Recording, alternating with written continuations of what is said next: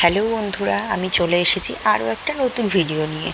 আমি নিয়েছি ঘুগনি মটর। তাহলে বুঝতেই পারছো তোমরা সবাই আমি কি রান্না করব। আজ রান্না করব আমি ঘুগনি, কিন্তু একটু অন্যরকমভাবে, চিকেন ঘুগনি। তো দেখো, ঘুগনির মটরটাকে আমি ভিজিয়ে রেখেছিলাম 2-3 ঘন্টার জন্য। তারপর এটাকে লবণ দিয়ে একটু সেদ্ধ করতে বসালাম। সেদ্ধ হয়ে গেছে, এর জলটাকে ভালো করে ঝরিয়ে নেব। জলটা কিন্তু আমি ফেলবো না, এটা আমি রান্নাতেই ব্যবহার করে নেব। এবার আমি একটা চপিং বোর্ড নিয়ে এলাম, নিচে একটা টাওয়াল দিয়েছি, এটা ভিজে।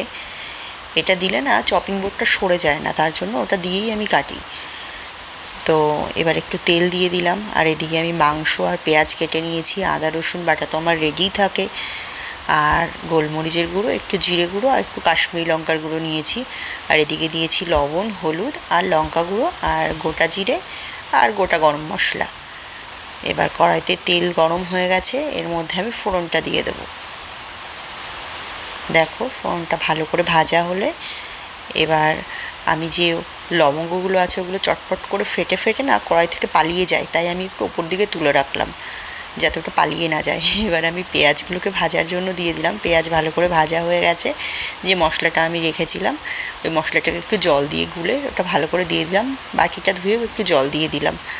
এবার এই মশলাটা ভালো করে ভাজা হয়ে গেছে, এর মধ্যে আমি দিয়ে দেবো লবণ, হলুদ আর লঙ্কা গুঁড়ো, দিয়ে আরেকটু জল দিয়ে দেবো। এটাকে ভালো করে কষানো হলে এর মধ্যে আমি দিয়ে দেবো মাংসের টুকরোগুলো। মাংসের টুকরোটাকে ভালো করে মশলার সাথে কষাবো। এটা প্রায় কষানো হয়ে গেছে অনেকটাই। এবার আমি এর মধ্যে একটু ঘি দিয়ে দিলাম, কারণ তেলটা তো খুবই অল্প, তাই একটু ঘি দিলাম। এবার আমি এর ভেতর দিয়ে দেবো সেদ্ধ করা মটরগুলো। সেদ্ধ করা মটরগুলো দিয়েও ভালো করে আমি কষাবো। এটাকে আমি ঢাকা দিয়ে দিয়ে ভালো করে বেশ কিছুক্ষণ 10-15 মিনিটের জন্য কষিয়ে নেব, কারণ মাংসটা তো খুব ভালো করে কষাতে হবে, না হলে মটরটা সেদ্ধ আছে ঠিকই কিন্তু মাংসটা তো সেদ্ধ নেই। তার জন্য একটু ভালো করে ঢেকে ঢেকে আমি কষাবো। দেখো কি সুন্দর জলটা শুকিয়ে গেছে আর কষানোও হয়ে গেছে। এবার আমি এর ভেতরে দিয়ে দেব গরম জল। গরম জল দেবো, আর একটু তেঁতুল ভিজিয়ে রেখেছিলাম আমি গরম জলে, সেটাও আমি দিয়ে দেবো। তেঁতুল গোলা জলটা দিয়ে আমি এটাকে ভালো করে আরেকবার নাড়িয়ে দেবো, এবং ভালো করে ফুটে উঠলে এর মধ্যে গরম মশলার গুঁড়ো দিয়ে নামাবো।